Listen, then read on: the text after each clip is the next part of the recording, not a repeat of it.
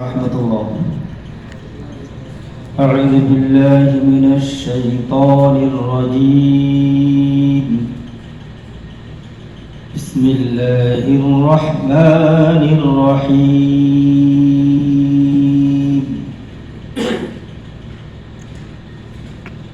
والضحى والليل إذا سجى ما ودعك ربك وما قلى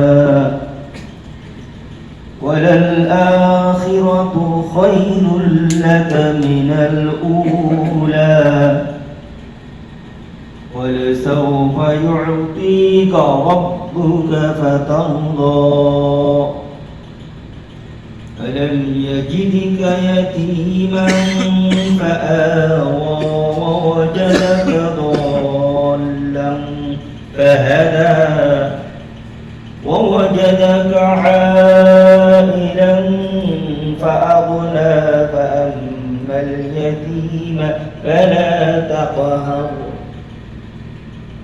وأما السائل فلا تنهر وأما بنعمة ربك فحدث صدق الله العظيم. আমাদেরকে সুজন ভাই কোরআন তেলাওয়াত শোনালেন। আল্লাহ তাআলা ওনাকে ওনার আমলনামায় কোরআন তেলাওয়াতের পরিপূর্ণ সওয়াব দান করুন। সকলে বলি আল্লাহুম্মা আমিন। এবং ওনার দুনিয়াতে এবং আখিরাতে আল্লাহ সুবহানাহু ওয়া তাআলা হায়াতে বরকত এবং পরকালে নাজাত দান করুন। সকলে বলি আল্লাহুম্মা আমিন। এখন আপনাদের এখানে আমাদের কসমিক কেয়ারের আরেকজন সম্মানিত ভাই উপস্থিত রয়েছেন। সকলেই হয়তো চিনেন, ইতিপূর্বে আমাদের পূর্বের অনুষ্ঠানেও ছিলেন এবং আমাদের অনেক দায়িত্ব পালন করেছেন, আমাদের চোখের আড়ালেও অনেক দায়িত্ব পালন করেছেন। তো তিনি আমাদের এখানে আজকে অনুষ্ঠানে উপস্থিত রয়েছেন। তিনি আপনাদেরকে সংক্ষিপ্ত আকারে কিছু দিক নির্দেশনামূলক কথা বলবেন। আমি আমাদের সম্মানিত কসমিক কেয়ারের ভাই এবং আমাদের সকলেই জানি আমাদের শাহিন ভাইয়ের ভগ্নিপতি, তো ওনাকে ওনার কিছু দিক নির্দেশনামূলক কথা নিয়ে আসার জন্য বিনীত অনুরোধ করছি। আসসালামু আলাইকুম ওয়া রাহমাতুল্লাহ। সম্মানিত হাজী ভাই ও বোনেরা, আপনারা মহান আল্লাহর যে হুকুম, যে আল্লাহ যে আপনাদেরকে হজ করার তৌফিক দিয়েছেন, আপনারা হজ শেষ করেছেন। আল্লাহ যেন আপনাদের হজ কবুল করেন, এটাই সবচেয়ে পাওয়ার বিষয়। তো হজ শুধু শেষ করার বিষয় না, হজের যে আহকামগুলো আছে এটা পরিবার এবং রাষ্ট্রীয় পর্যায়ে সবাই আপনাদের পালন করার চেষ্টা করবেন। যা যা হজে হুকুমত ছিল, যা শেষ করছেন, আল্লাহ যেন আপনাদের সবাইকে পারিবারিকভাবে সবাই সুন্দরভাবে এই হজের আহকামগুলো পরিবারের সাথে থেকে করে পালন করার চেষ্টা করুন। আল্লাহ যেন আপনাদের হজ কবুল করে। আর আমি এখানে মূলত শাহিন ভাইয়ের কসমিক কেয়ারের মামুনের মতো প্রতিনিধি, ওনাদের মতো মানুষের পড়ুয়া না। আমি বেসিক্যালি জেনারেলে পড়ালেখা করা, তো আল্লাহ কবুল করছে এই বিদায় আমি এই খেদমতে আছি। তো আপনাদের এই খেদমতে থাকাকালীন অবস্থায় আপনাদের সাথে চলাফেরা করতে গিয়ে হয়তো ভুলভ্রান্তি হতে পারে, জানা অজানা, আপনারা আল্লাহ আমাকে খবর দিতে পারেন। আর বিশেষ করে এখানে উমরাতে অনেক হাজি আসেন। তো আমি আমার জীবনে সুযোগের সাক্ষী আছে, আমি একটা বিষয় দেখছি, আল্লাহ আসলে সবাইকে হজ কবুল করে না, উমরাও কবুল করে না। এটা আপনার যে কবুল হয়েছে এটাই বড় বিষয়, যে আমার কাছে এটা শুকরিয়া আদায় করে শেষ করতে পারবে না। ওনার কথা বলছি এই জন্য, আমি যখন প্রথম আসি, এক হাজি উমরা করতে আসছেন, ওনাকে জিজ্ঞাসা করেন, উনি পুলিশে জব করছিলেন। আমি কথাটা বলতেছি এই জন্য, আপনার মাইন্ড করেন না বিষয়টা, আমি সমালোচনা করতেছি না। তো উনি আসছেন, জেদ্দা আসার পর থেকে উনি বিদেশে হয়ে গেছেন। উনি ছিলেন না, কাউরে ছিলেন না। উনি বলতেছে এটা গোড়া নাইমে পুলিশে থাপ্পড় চক্রা দিয়ে দিছে, ওনার অবস্থা শেষ, উনি দেশে গেছে, আবার ভালো হয়ে গেছে। এটা বললাম এই জন্য যে আল্লাহ যেন আমাদের হজটা কবুল করে। এর চেয়ে আর বড় কিছু পাওয়ার নাই। না হয় অযথা টাকা পয়সা খরচ করে আসবেন, আবার চলে যাবেন। এই জন্য বললাম যে হজটা আসলে যে উদ্দেশ্যে আসছেন, আল্লাহ যেন আমাদের ওই উদ্দেশ্যটা বাস্তবায়ন করে হজটা কবুল করে। আমাদের চাওয়ার এটা, আপনাদের কাছে চাওয়ার এটা, যে আল্লাহ যেন আপনাদের হজটা কবুল করে। আর আমাদের জন্য দোয়া করবেন, আমরা এই খেদমতে আছি। আল্লাহ মেহমানদের কি খেদমত করা উচিত নর্মালি একজন মানুষ আরেকজন মানুষের বাসায় গেলে যে খেদমত করে, আর আল্লাহ যেহেতু কবুল করছে আল্লাহর এই ঘর দেখার জন্য, তাহলে কি মনে করা উচিত যে আল্লাহর এই বান্দা, প্রিয় বান্দাকে আল্লাহ কবুল করছে, ওনাদের কি খেদমত করা উচিত? আমরা আসলে অনেক ত্রুটি থাকে, আমাদের খেদমত করতে পারি না। আপনার মাধ্যমে ভবিষ্যতে যেন যে হাজিরা আসেন উমরাতে বা হজে, আমরা যেন সুন্দরভাবে তাদের খেদমত করতে পারি, তাদের যেন কোনো মনে কষ্টের কারণ না হয়, এই দোয়াটা আপনাদের কাছে চাই। এই বলে আমি আমার বক্তব্য শেষ করছি। আল্লাহ হাফেজ। আসসালামু আলাইকুম ওয়া রাহমাতুল্লাহ। অনেক ধন্যবাদ আমাদের শ্রদ্ধেয় ভাই আব্দুল্লাহ আল মাহমুদ ভাই, যেগুলি আমাদের পরবর্তী জীবনে পাথেয় হয়ে ওঠে। নাহমাদুহু ওয়া নুসাল্লি আলা রাসূলিহিল কারীম, আম্মা বা'দ। সমস্ত প্রশংসা আল্লাহ তাআলার জন্য, যিনি আমাদেরকে সৃষ্টি করেছেন মানুষ হিসাবে, আমাদেরকে সর্বোত্তম প্রাণী হিসাবে সৃষ্টি করেছেন। পাশাপাশি মহান রব্বুল আলামিন তিনি আমাদেরকে মুসলমান হিসাবে জন্ম ধারণ করা, মুসলমান হিসাবে জন্ম নিয়েছি এই সুযোগ বা ব্যবস্থা করে দিয়েছেন।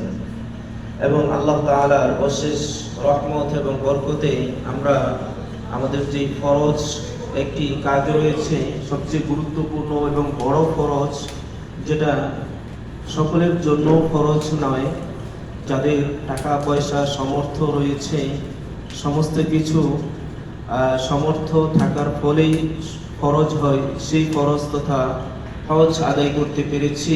মহান রব্বুল আলামিনকে জানাই অসংখ্য শুকরিয়া এবং ধন্যবাদ। সকলেই বলি আলহামদুলিল্লাহ। আলহামদুলিল্লাহ।